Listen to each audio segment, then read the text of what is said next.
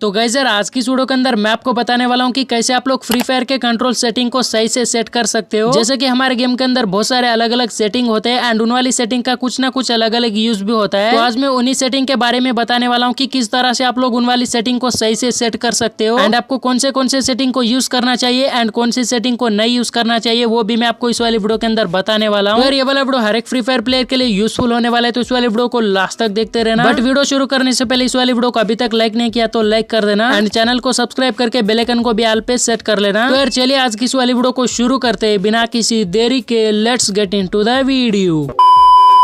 सबसे पहले control setting के अंदर आता है शूटिंग का ब्लॉक। तो इस वाली शूटिंग के ब्लॉक के अंदर हमको 3 सेटिंग्स देखने को मिलते हैं। सबसे पहला सेटिंग है एम प्रेसिजन। तो इसके अंदर हमको 3 सेटिंग देखने को मिलती है। सबसे पहला है डिफॉल्ट, उसके बाद प्रिसिजन, स्कोप एंड लास्ट वाला है फुल कंट्रोल। तो सबसे पहले एम प्रेसिजन को फुल कंट्रोल पे कर देता हूँ। फुल कंट्रोल करने से क्या होगा कि आप जब भी बंदे के साइड में फायर करोगे तो आपका जो एम है ना वो बंदे के बॉडी के ऊपर लॉक नहीं होगा। जैसे कि यहाँ पे मेरा एम बंदे के ऊपर नहीं जा रहा है, मैं जहाँ पे फायर कर रहा हूँ वहीं पे मेरा गोली लग रहा है। अगर मुझे बंदे को मारना है तो मुझे एम बंदे के ऊपर ले जाना पड़ेगा, मेरा एम ऑटोमेटिकली बंदे के ऊपर नहीं जाएगा। इसी तरह से आप लोग जब भी स्कोप इन करते हो तो आपका एम बंदे के ऊपर जाएगा ही नहीं। मतलब आप लोग जहाँ पे स्कोप इन करते हो ना वहीं पे आपका गोली लगेगा, बट आपका जो एम है ना वो बंदे के ऊपर नहीं जाएगा। फुल कंट्रोल में क्या होगा कि आपका जो एम है ना वो बंदे के ऊपर नहीं जाएगा स्कोप के अंदर भी एंड ऐसे नॉर्मली फायर करोगे तो भी। अब उसके बाद में एम प्रेसिजन को प्रिसिजन स्कोप पे कर देता हूँ। प्रिसिजन स्कोप पे करने से क्या होगा कि आप जैसे ही बंदे के साइड में कहीं भी फायर करोगे ऐसे नॉर्मली बिना स्कोप लगाए तो आपका जो एम है ना वो बंदे के ऊपर चला जाएगा। बट मैं स्कोप इन करता हूँ तो मेरा जो एम है ना वो बंदे के ऊपर नहीं जाएगा, मुझे खुद एम को अपने बंदे के ऊपर ले जाना पड़ेगा। उसके बाद में एम प्रिसिजन को डिफॉल्ट पे कर देता हूँ। डिफॉल्ट पे करने से क्या होगा कि ऐसे आप लोग नॉर्मली बिना स्कोप के बंदे के साइड में कहीं पे भी मारोगे तो आपका जो एम है ना वो बंदे के ऊपर चला जाएगा एंड आप लोग स्कोप इन करके मारोगे तो भी आपका जो एम है ना वो बंदे के ऊपर जाएगा। इस तरह से देख सकते हो मैं साइड में स्कोप इन कर रहा हूँ तो मेरा जो एम है ना वो बंदे के ऊपर ऑटोमेटिकली चला जा रहा है। तो डिफॉल्ट के अंदर आपका बिना स्कोप के भी एम लगेगा एंड स्कोप लगाओगे तो भी एम लगेगा। तो यार एम प्रिसिजन को डिफॉल्ट पे रख लेना है जिससे कि आपको एम करने में कोई दिक्कत नहीं होगा, वरना अगर आप डिफॉल्ट पे नहीं यूज करते हो तो आपको खुद अपने एम को बंदे के ऊपर ले जाना पड़ेगा, जो कि बहुत ही मुश्किल वाली चीज हो जाएगी। इसलिए आपको एम प्रिसिजन को डिफॉल्ट पे रख लेना है। उसके बाद दूसरा सेटिंग आता है लेफ्ट फायर बटन। तो इसको मैं शो व्हेन स्कोपेड पे कर देता हूँ। शो व्हेन स्कोपेड पे करने से क्या होगा कि आप लोग जब भी स्कोप इन करोगे तो आपको यहाँ पे लेफ्ट फायर बटन देखने को मिलेगा, बट जैसे आप लोग स्कोप हटाओगे तो आपका जो फायर बटन है ना वो गायब हो जाएगा। जैसे कि देख सकते हो मैं स्कोप इन कर रहा हूँ तो मेरा फायर बटन दिख रहा है एंड स्कोप हटा रहा हूँ तो मेरा फायर बटन गायब हो जा रहा है। बट वहीं पे मैं लेफ्ट फायर बटन को ऑलवेज पे कर देता हूँ। ऑलवेज पे करने से क्या होगा कि आपका जो फायर बटन है ना हमेशा के लिए ऐसे ही दिखेगा, आप स्कोप इन करो या ना करो आपका फायर बटन वैसे ही रहेगा। तो लेफ्ट वाली फायर बटन को ऑलवेज पे रख लेना जिससे कि आप लोग फास्ट ग्लोअल लगा सकते हो। उसके बाद तीसरा सेटिंग आता है होल्ड फायर टू स्कोप। ये वाली सेटिंग ओनली स्नाइपर में ही यूज होगा। तो इसको ऑन करने से क्या होगा कि जब भी आप लोग स्नाइपर चलाते हो एंड अपने राइट वाली फायर बटन के ऊपर होल्ड करते हो तो आपका जो स्कोप है ना ऑटोमेटिकली ओपन हो जाएगा एंड जैसे आप लोग फायर बटन को छोड़ते हो तो आपका जो बुलेट है ना फायर हो जाएगा एंड फिर से आपका ऑटोमेटिकली स्कोप हट जाएगा। मतलब एक बटन क्लिक करने पे आपका 3 काम हो जा रहा है। सबसे पहले तो आपका स्कोप इन हो जाएगा, उसके बाद फायर हो जाएगा एंड जैसे आपका फायर होगा तो आपका ऑटोमेटिकली स्कोप भी हट जाएगा। बट वहीं पे मैं होल्ड फायर टू स्कोप को ऑफ कर देता हूँ। अब इससे क्या होगा कि मैं जैसे ही राइट वाली फायर बटन के ऊपर होल्ड करता हूँ तो मेरा बुलेट ही फायर होगा बट मेरा स्कोप नहीं ओपन होगा। होल्ड फायर टू स्कोप को ऑन रख लेना जिससे कि आप लोग डबल स्नाइपर को फास्टली चला पाओगे। उसके बाद हमारा नेक्स्ट ब्लॉक आता है असिस्टेंस का। तो इसके अंदर पहला सेटिंग है क्विक वेपन स्विच का। तो इसको मैं ऑन कर लेता हूँ। ऑन करने से क्या होगा कि मुझे किस तरह का बटन मिल जाएगा जिससे कि मैं अपने गन को स्विच कर सकता हूँ। बट वहीं पे मैं क्विक वेपन स्विच को ऑफ कर देता हूँ तो यहाँ पे मेरा बटन जो है ना वो गायब हो चुका है। तो अभी मुझे यहाँ पे ऊपर क्लिक करके मेरे गन को स्विच करना पड़ता है। अगर आप लोग इस वाले बटन को यूज करना है तो कर सकते हो, बट मैं आपको रिकमेंड करूंगा कि आप लोग 3 या 4 फिंगर में खेलते हो तो इस वाले बटन को यूज करो। मैं तो 4 फिंगर पे खेलता हूँ इसलिए मैं इस वाले बटन का यूज करता हूँ। उसके बाद दूसरा सेटिंग आता है क्विक रिलोड। तो इसको मैं ऑन कर लेता हूँ। ऑन करने से क्या होगा कि मेरे कस्टम एचयूडी के अंदर एक न्यू बटन आ चुका है। तो इस वाले बटन को यूज करके मैं अपने गन को रिलोड कर सकता हूँ। बट यार आप लोग यहाँ पे नॉर्मली ऊपर क्लिक करके भी अपने गन को रिलोड कर सकते हो। तो फालतू में ये वाला बटन ऑन करने से कुछ नहीं होने वाला है, तो इसको ऑफ ही रख लेना। उसके बाद तीसरा सेटिंग आता है reload progress on cross air. तो इसको मैं ऑन कर लेता हूँ। ऑन करने के बाद मैं जैसे ही गोली फायर करता हूँ तो उसके बाद मैं रिलोड कर रहा हूँ तो यहाँ पे देख सकते हो मेरा क्रॉस एयर के ऊपर एक लोडिंग चल रहा है जिससे कि मुझे पता चलेगा कि यहाँ पे मेरा गन रिलोड पे चल रहा है। बट वहीं पे मैं reload progress on cross air को ऑफ कर लेता हूँ। ऑफ करने के बाद मैं जैसे रिलोड कर रहा हूँ तो मेरे क्रॉस एयर के ऊपर कोई लोडिंग नहीं चल रहा है, जिससे कि हमें नहीं पता चलेगा कि हमारा हमारा गन रिलोड हो रहा है या नहीं हो रहा है। तो आप लोग इस वाली सेटिंग को ऑन करके ही रखना, जिससे कि आपको पता चलेगा कि आपका गन रिलोड पे चल रहा है। उसके बाद फोर्थ सेटिंग आता है फ्री लुक का। तो इसको मैं जैसे ही ऑन करता हूँ तो यहाँ पे मुझे और 3 सेटिंग देखने को मिलते हैं। एक है पैराशूट, दूसरा है स्प्रिंट एंड तीसरा है ड्राइव। पैराशूट का मतलब क्या है कि आप लोग जब भी लैंडिंग करते हो तो अपने फ्री लुक बटन से आसपास में देख सकते हो। स्प्रिंट का मतलब क्या है कि आप लोग स्प्रिंटिंग करते हुए अपने पीछे देख सकते हो घूम के फ्री लुक से। उसके बाद है ड्राइव, मतलब आप लोग ड्राइविंग करते हुए भी अपने आसपास में देख सकते हो फ्री लुक को यूज करके। तो यार फ्री लुक को ऑन कर लेना, जिससे कि आप लोग सामने भागते हुए भी अपने पीछे वाले बंदे को घूम के देख सकते हो। उसके बाद फिफ्थ सेटिंग है ऑटो स्विच गन। तो इसको ऑन करने से क्या होगा कि जब भी आप लोगों की गन के अंदर एमो खत्म हो जाता है तो आपको जो दूसरा गन है ना वो ऑटोमेटिकली स्विच हो जाएगा। जैसे कि मेरे गन के अंदर एमो खत्म हो चुका है तो मेरा दूसरा गन है ना वो ऑटोमेटिकली स्विच हो चुका है। एक चीज को ध्यान में रख लेना, जब भी आपके गन के पूरे एमो खत्म होने पे ही दूसरा गन स्विच होगा। जैसे कि यहाँ पे मेरे इस वाले गन के अंदर पूरे एमो खत्म हो चुके हैं, तो इसलिए यहाँ पे मेरा ऑटोमेटिकली दूसरा गन आ चुका है जिसके अंदर एमो है। तो इस तरह से वाला सेटिंग काम करेगा, तो इसको ऑन करके रख लेना। तो उसके बाद तीसरा ब्लॉक आता है थ्रोएबल्स का। इसमें पहला सेटिंग है ग्रेनेड स्लॉट, तो उसको मैं डबल स्लॉट पे कर देता हूँ। डबल स्लॉट पे करने से क्या होगा कि अपना जो ग्लूवाल का एंड ग्रेनेड का दोनों का अलग अलग स्लॉट मिल जाएगा, जिससे कि आप लोग ग्लूवाल एंड ग्रेनेड को अलग अलग यूज कर सकते हो। बट वहीं पे मैं इस वाली सेटिंग को सिंगल स्लॉट पे कर देता हूँ। इससे क्या होगा कि मेरा जो ग्लूवाल एंड ग्रेनेड जो भी चीज होता है वो सारा कुछ मुझे एक ही स्लॉट में मिलेगा, एंड मुझे कुछ भी यूज करना हो तो उसके ऊपर क्लिक करके सेलेक्ट करना पड़ता है, तो तब जाके मैं उसको यूज कर सकता हूँ। तो यहाँ पे आपका टाइम वेस्ट हो सकता है, इसलिए आपको ग्रेनेड स्लॉट को डबल स्लॉट पे यूज करना है। उसके बाद दूसरा सेटिंग आता है ग्लूवाल स्मार्ट थ्रो। तो इसको ऑन करने से क्या होगा कि जब भी आप लोग अपने ग्लूवाल के ऊपर क्लिक करते हो तो आपका ग्लूवाल ऑटोमेटिकली लग जाएगा, जिसमें आपका ग्लूवाल वेस्ट हो सकता है। इसलिए आपको ग्लूवाल स्मार्ट थ्रो को ऑफ कर लेना है। ऑफ करने से क्या होगा कि आपका ग्लूवाल ऑटोमेटिकली नहीं लगेगा, एंड आपको ग्लूवाल लगाना है तो भी आपको ग्लूवाल के ऊपर क्लिक करके फायर बटन के ऊपर क्लिक करोगे तब जाके आपका ग्लूवाल लगेगा, जिससे आप लोग प्रॉपरली जहाँ पे ग्लूवाल लगाना चाहोगे वहाँ पे ग्लूवाल लगा सकते हो। तो इसलिए आपको ग्लूवाल स्मार्ट थ्रो को ऑफ करके रख लेना है। उसके बाद फोर्थ ब्लॉक आता है मूवमेंट का। इसमें सबसे पहला सेटिंग है ऑटो पैराशूट, तो इसको मैं ऑफ कर लेता हूँ। अब इसको ऑफ करने से क्या होगा कि आप लोग जब भी प्लेन के अंदर से कूदोगे तो आपका जो स्प्रिंट बटन होता है ना वो ऑफ होता है, जिससे कि आप लोग फास्ट लैंडिंग नहीं कर सकते हो। बट वहीं पे मैं ऑटो पैराशूट को ऑन कर देता हूँ। ऑन करने से क्या होगा कि आप लोग जब भी प्लेन के अंदर से कूदोगे तो आपको जो स्प्रिंट बटन होता है ना वो ऑटोमेटिकली चालू होता है, जिससे कि आप लोग जल्दी से फास्ट लैंडिंग कर सकते हो। तो ऑटो पैराशूट को ऑन करके रख लेना। उसके बाद दूसरा सेटिंग आता है रन मोड का। तो इसमें हमको 3 ऑप्शन मिलते हैं, एक है क्लासिक, दूसरा है ड्रैग एंड तीसरा है मिक्सड। क्लासिक पे रखने से क्या होगा कि आपको यहाँ पे एक बटन मिलेगा जिसके ऊपर क्लिक करने से आप लोग सामने दौड़ सकते हो। जैसे कि यहाँ पे मैं इस वाली बटन के ऊपर क्लिक कर रहा हूँ तो मैं सामने स्प्रिंट कर पा रहा हूँ। बट वहीं पे मैं इस वाली सेटिंग को ड्रैग पे कर देता हूँ। ड्रैग पे करने से यहाँ पे देख सकते हो हमारा वो स्प्रिंट का बटन गायब हो चुका है। अब हमें सामने दौड़ने के लिए हमारा जो जॉयस्टिक होता है ना उसको ड्रैग करना पड़ेगा। जैसे कि मैं जॉयस्टिक को ड्रैग कर रहा हूँ तो मैं आगे की तरफ दौड़ पा रहा हूँ। बट मैं इस वाली सेटिंग को मिक्सड पे कर देता हूँ। इससे क्या होगा कि हम लोगों को स्प्रिंट करने के लिए यहाँ पे ये वाला बटन भी मिलेगा, और साथ ही साथ हम लोग जॉयस्टिक को आगे की तरफ ड्रैग करके भी दौड़ सकते हैं। तो इस वाली सेटिंग को क्लासिक पे रहने देना।